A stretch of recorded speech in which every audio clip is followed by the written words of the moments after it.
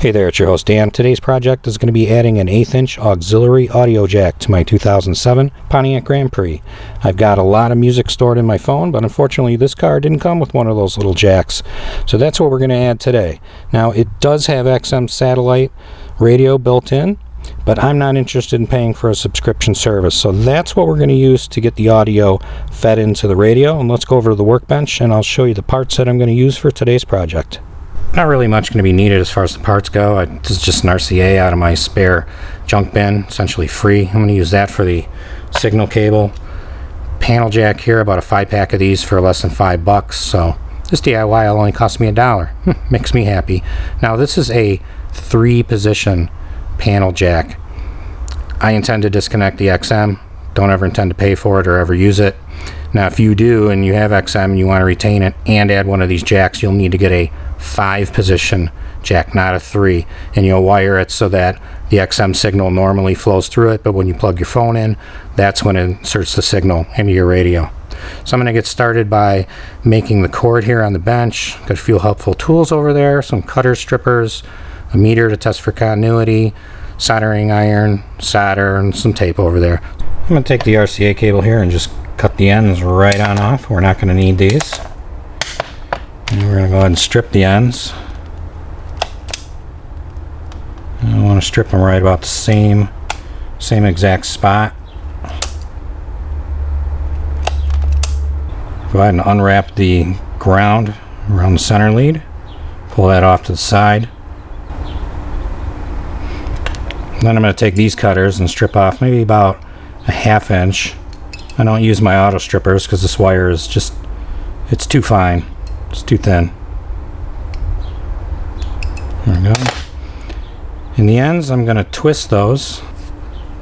That's what the end should look like after you cut it and stripped it.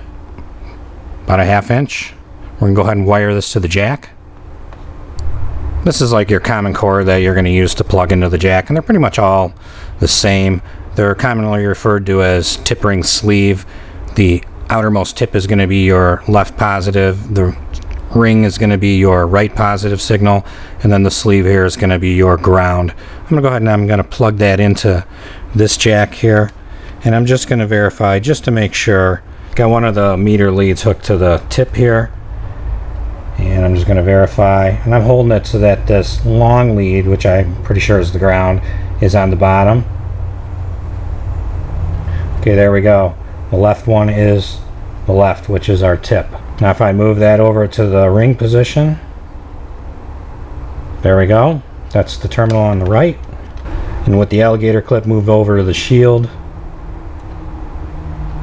that is our bottom terminal.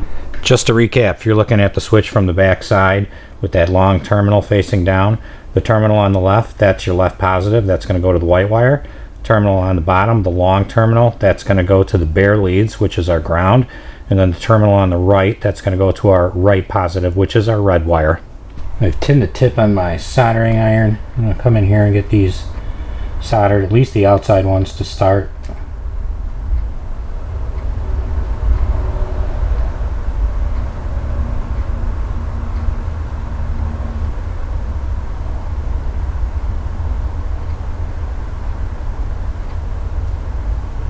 Added a couple pieces of tape here to our terminals.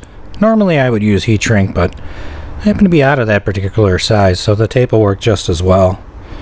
And then I'll come in here, twist our shields together. I'm going to take another piece of tape here and use as an insulator, kind of like as my quasi heat shrink. It'll work just as well. We'll get a little tape here on the bare leads like that, and then this is going to get soldered to that last remaining terminal, the long one. Now to make this last connection, I'm going to come in here and I'm going to tin this end of the wire first. A little bit of solder on it. There we go. And then I'm going to come in and tin just the lead.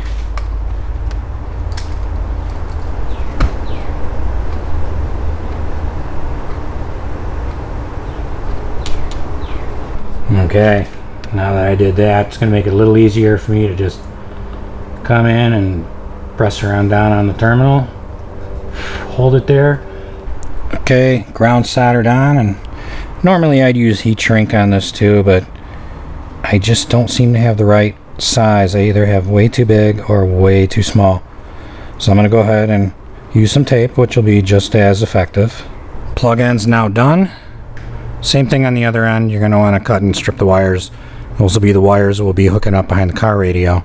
Get the radio out. We got to unsnap a couple things. One, this bezel around the ignition cylinder. I'll just kind of come in behind it.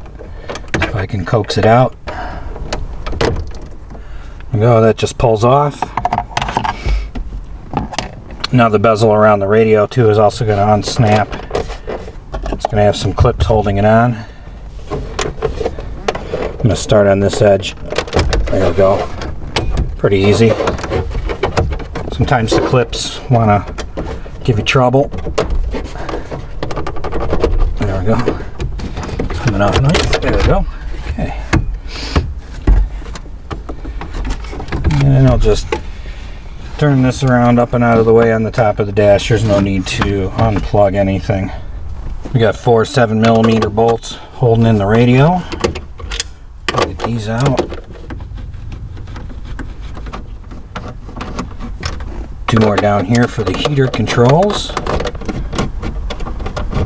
And 2 more screws down for the pocket. There we go. So this way we can drop down the pocket and heater controls just a little bit. It's kind of like Legos, the way these stack together. Okay, now the radio's free. Now what I like to do is take a wash mitt usually and put it over the top of the shifter. This way you don't have any of the metal from the radio on the bottom scratching, you know, if you have a leather one. Okay, unplug a couple things just to kind of get it out of the way. I've unplugged a smaller connector from the back of the radio and identified the 3 wires that I'm going to need to tap into. I can see them coming in on a shielded cable. There's a brown white, which is the left positive signal, black white, which is the common, and also green white here, which is the right positive signal. Now I know I could go out and get an adapter or whatever to put in here, but this might offend a few people, but I'm gonna go ahead and cut the wires. I know you should never do that, but hey, I have soldering skills and I'm more than capable of putting those wires back together again. And there's another reason too why I am cutting these instead of tapping on, which I'll show at the very end. Okay, our 3 leads I've got connected now. I've got them soldered on. Our shield from the RCA goes to the black white, the red to the green white, and the white to the brown white. I'm just going to put a little more tape on here and tape this up along the harness. I've got these insulated off and out of the way. If I ever have to, these can be reconnected. That's just as easy. I'm not going to spend $20 or $30 just to get an adapter plug for this when I could just cut these wires. And if you were going to retain your XM without an adapter, you'd have to cut these anyways. Add a little tape to make things look all nice and neat. A couple more pieces of tape to keep the RCA taped up to the harness. That way it doesn't get like pinched anywhere, like here in the back of GM radios. They have this little guide pin. I'm going to go ahead and plug it in. We're all pretty much done behind the radio. Just doing a quick test here, making sure everything works, and it's working just fine before I button up the radio and put the bezel back on. I'll just have to pick a spot where I want to put that jack, and I'm going to be all set. Okay, I got the phone plugged in. I found a nice little neat spot for it right here on the console where it kind of wedges into place.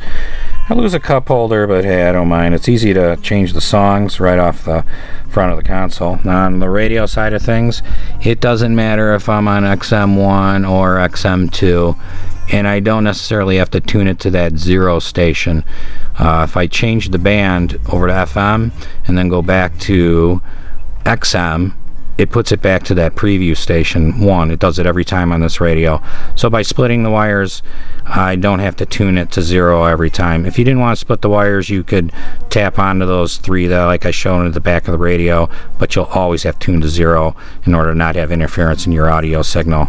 So this is all set. I'm done. Pretty happy. Hey, got this DIY done for under $1. So I hope you enjoyed watching the video. Hope you found the tips here useful, and as always, thanks for watching.